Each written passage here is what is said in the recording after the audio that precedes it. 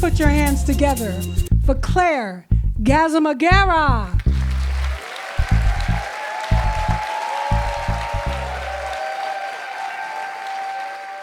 In 1992, I was a child in Rwanda. I was 9 years old. And we were having dinner with my family. My stepmother was arguing with my father that she should go back to work. And my father was saying, Helena, how much are you going to get paid? Peanuts. And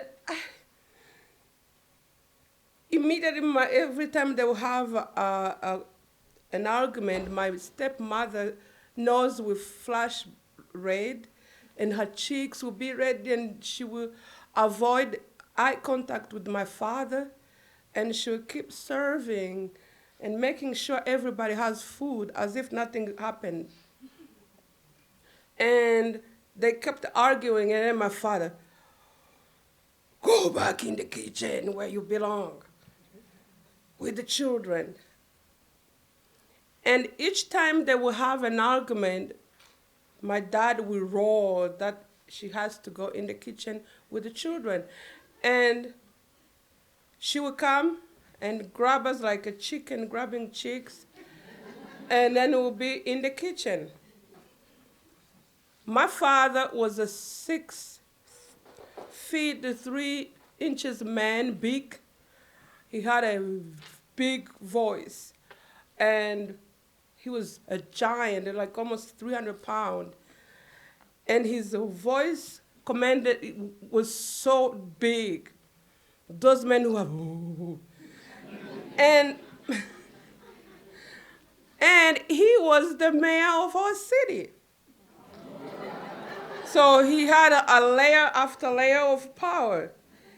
My stepmother was a beautiful young woman. She was way younger than my father. And she had a light skin. She was 6 feet tall. She had a beaming smile. I remember when I was a child, I used to just stare at her because she was so perfect for me, looking at her. And I'm glad I have a sister who looked like her. So when I tell people, I say, okay, go see my sister. It's easy to see what I'm trying to convey. Unlike my mother, my mother had died that time, who came from a rich family. My stepmother was coming from a hardworking, modest family. Marriage, success was her top priority. So when we would be in the kitchen, I would ask my stepmom, why do we have to be in the kitchen? And she would say, shh, Claire, only adults stay in the living room. And I'm like, are you not, in my mind, are you not a grown-up? Miles and miles away from my home, we were in the capital, Kigali. My dad came from a very deep countryside in the mountain. My grandfather, my paternal grandfather, who was a man with no formal education, was doing the same thing. Each time he was not liking the opinion of my grandmother, he would also roar, go back in the kitchen with the children. And my grandmother is the reason why I'm short. She was like 4'9",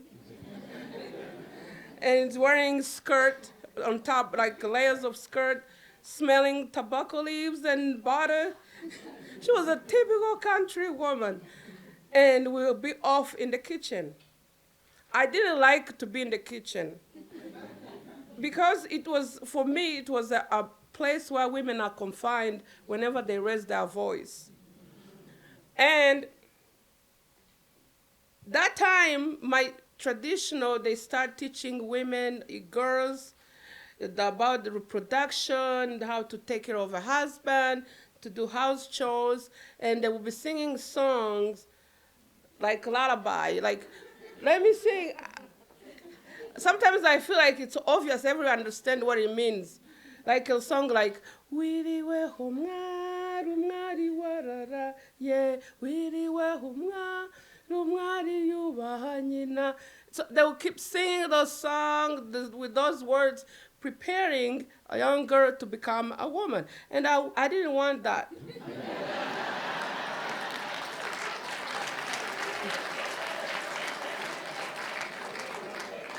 In the 90s, there was a big screen TV in each household for the first time in history. I'm telling the Gen Z. And I love to watch the lands far away. My home was small. I wanted to visit those places, to see those people. Not only my home was small, and now my place was in the kitchen? No way. So I didn't know where to go because I was a child. I didn't know where someone go when they don't like to be home. So I discovered that each time I'm reading books or doing my homework, I have an excuse to do house chore and to go to the kitchen. And that's how I escaped the kitchen. At age 12, I was one of the best students in the country. And my name was published in the national newspaper. And I wish you were my son. You know what is a son?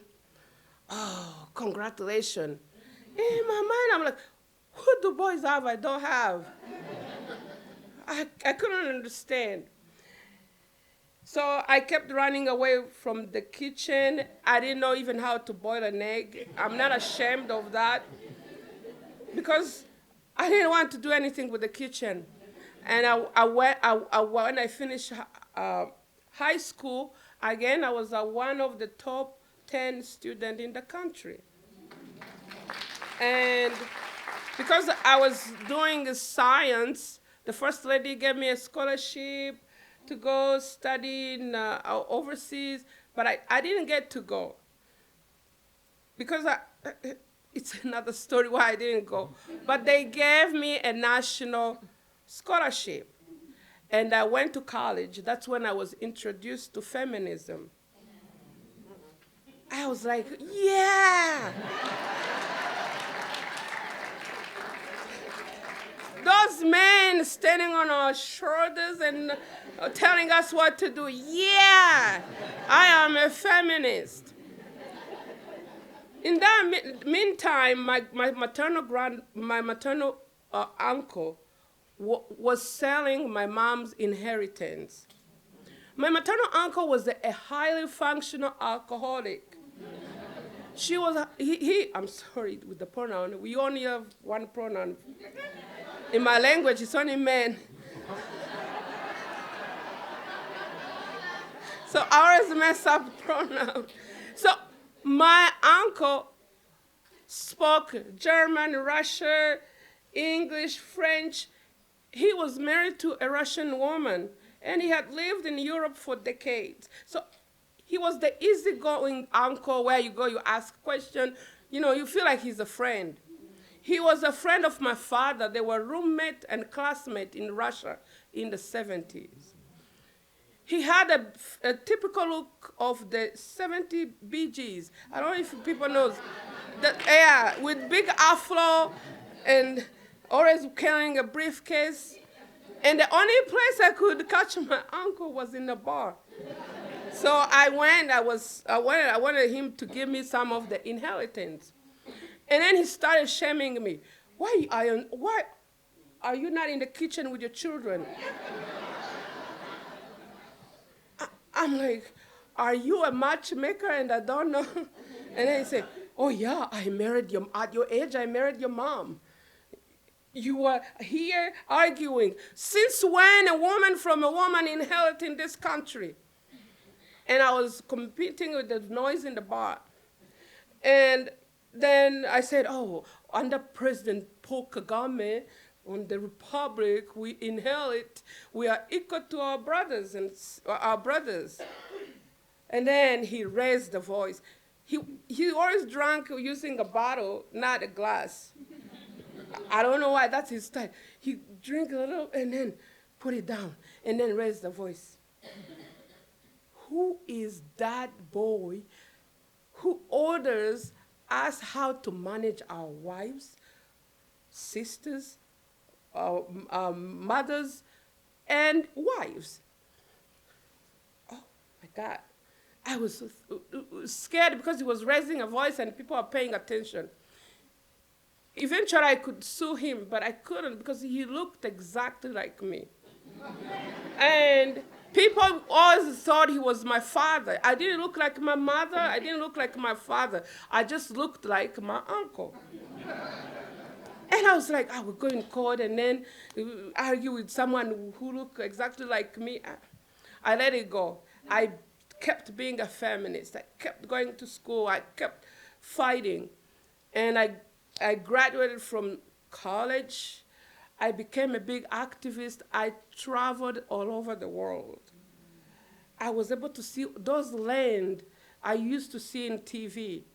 I was in New York at the High Level Commission as a young person. I was Australia, where I'm traveling. And I'm living my life far away from the kitchen.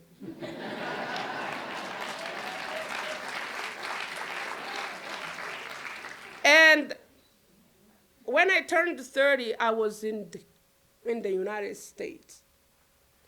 And I was introduced to another type of feminism. This feminism was like telling women the smaller version of men, weaker men. My success is found in competing with men and working long hours, doing hard work, stuff like that. I'm far away from the divine nature that I was brought in. What is a woman? A woman is someone who has a divine nature, stuff like that. So it was different from the feminism I knew in my country. And also, the circle of feminists who were in my circle were really miserable. Yeah, very. On the surface, they get paid a lot of money, they are driving, they're traveling, but they're so miserable. I remember going to a retreat where they were talking about healing, and I saw all those people who are so powerful cracking. They had 5 abortions, they had this and this. I'm like, whoa. So this is what's waiting for me? And in my culture, they say 35, the eggs are done. You can't have children. So I was on a clock. I had to get a man.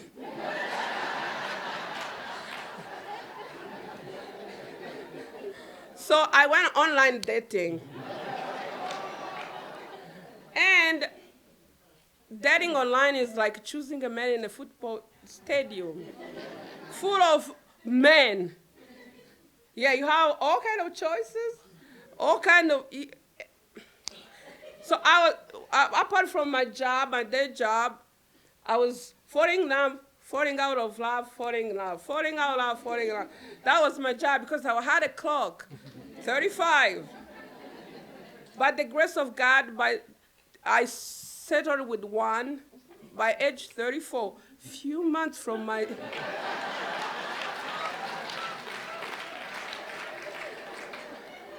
I had an egg that produced a boy. 15 months later, another forgotten egg. I had another boy. So now I had 2 boys. They were 2 like twins. And to my disappointment, I found that in the United States, some men don't want women to be only in the kitchen. They also want them to be the breadwinner.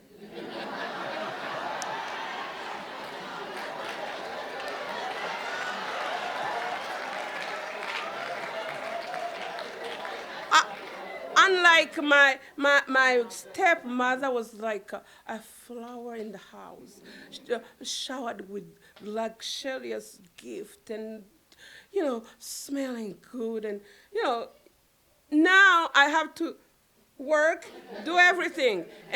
And also be in the kitchen and also pay and also do everything. Whenever I complain to my ex-boyfriend, put your black girl's paint on. You are not that special. And whenever I want to apply for assistance, he will school me. This country doesn't like men in the household. Do you understand me? Tell them you don't know where I am. I am like,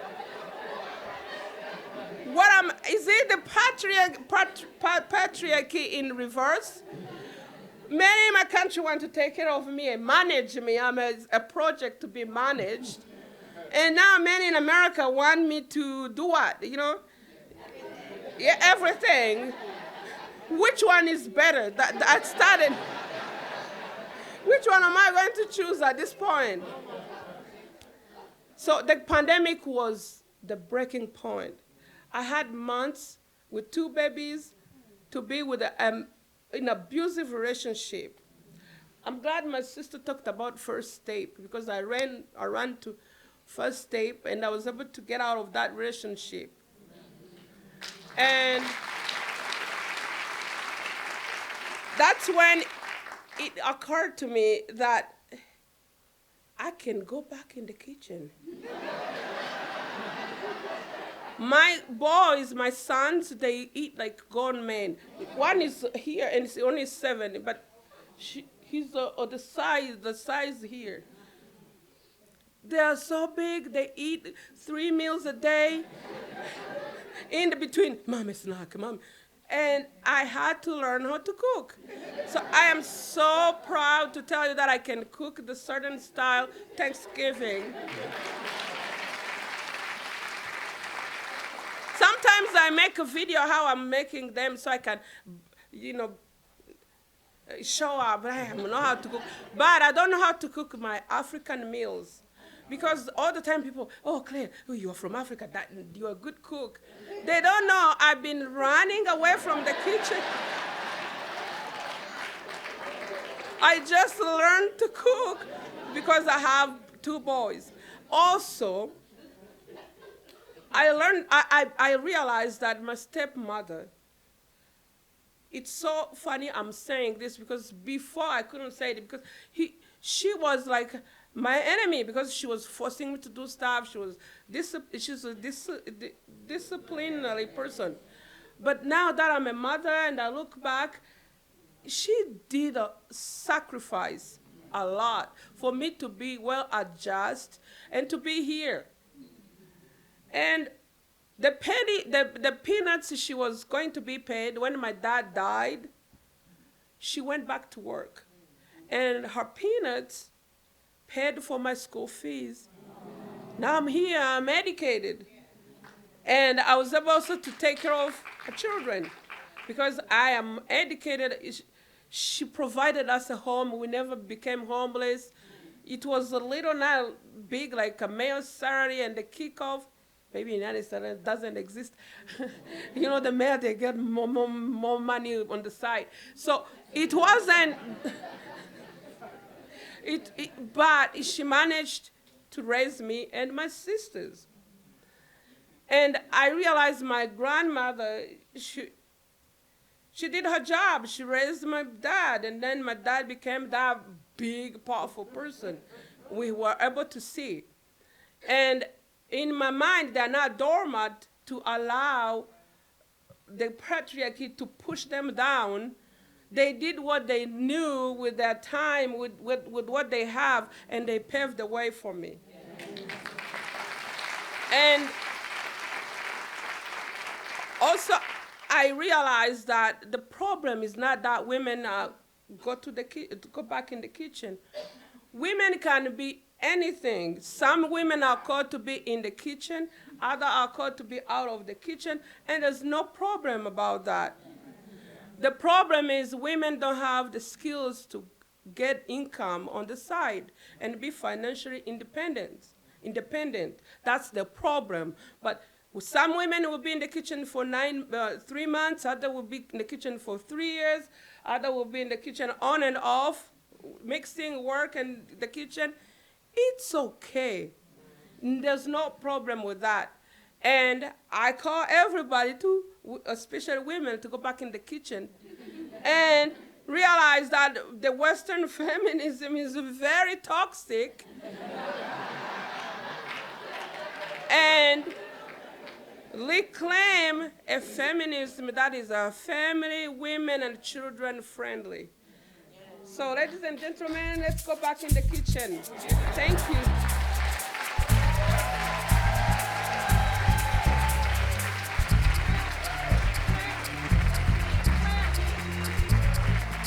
Claire Gasamagera.